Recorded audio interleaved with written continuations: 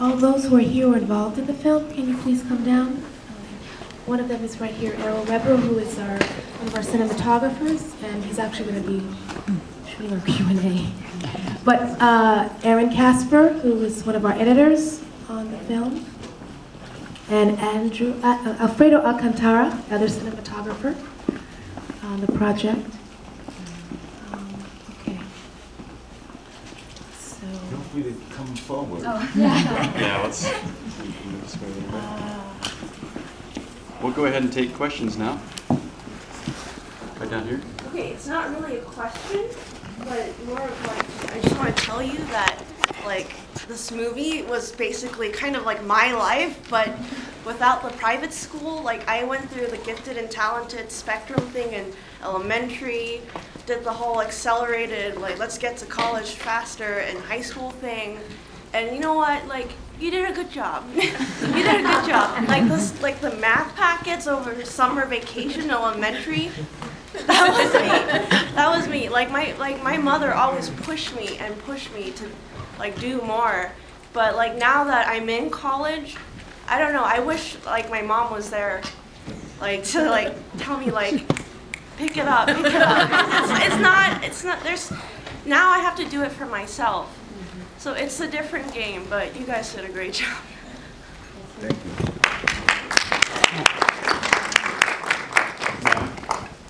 So what I understand from the film is more than anything else, it's the parents that make the difference in the kids' education, more than the school or the system or anything. And is that correct?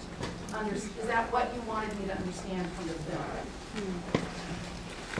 The short answer is yes and no.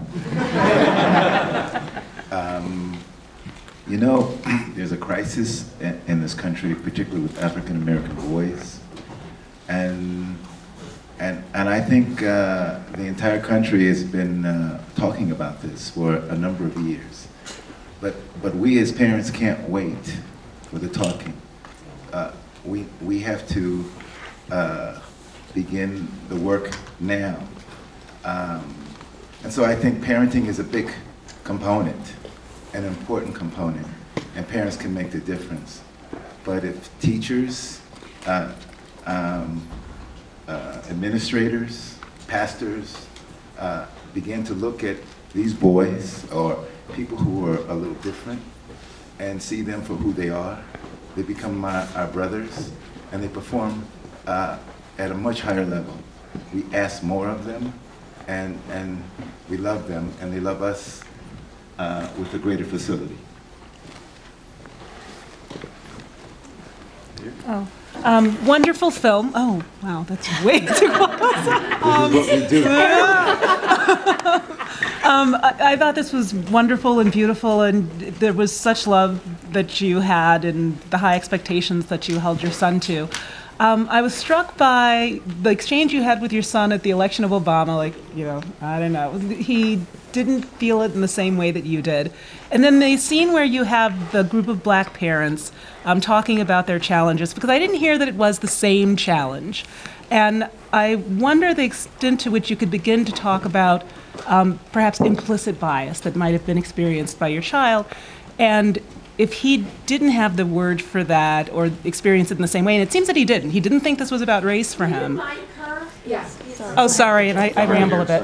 Okay, so I was thanking them for all the wonderful work on the film and the wonderful work they've done with their son, and appreciating how much work that really was.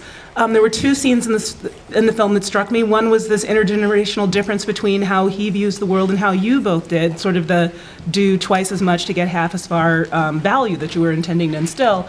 And then the group of black parents talking about their shared experiences at Dalton, the extent to which all parents, no matter what their colors, are having challenges, but what you can't really articulate, there was something different going on.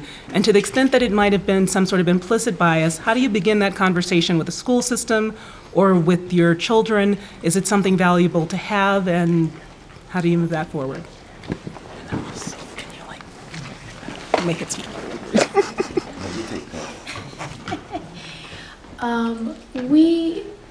Those scenes were there really in part to start that conversation around implicit bias. For us, that is that added layer as parents that we always have behind our minds in terms of the perceptions that these boys face once they walk out the door that transcends class. We saw a glimpse of it in the taxi scene. On the basketball court. And on the basketball court in a different way.